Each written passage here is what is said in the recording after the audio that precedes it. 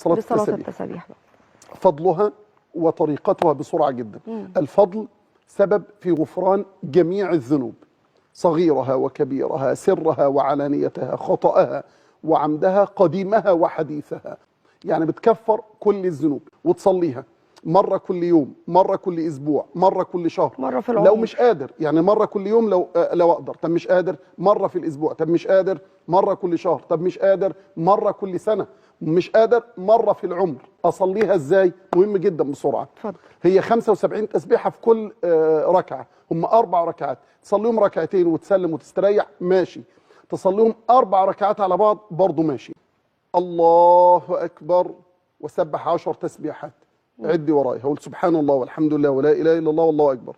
1. سبحان الله والحمد لله ولا إله إلا الله والله أكبر. تمام؟ خلصت 10 تسبيحات، أقرأ الفاتحة وما تيسر من القرآن، وسبح 15 مرة. ولسه وأنا واقفة وكده واحنا واقفين لسه. بعد الفاتحة وما تيسر من القرآن كام؟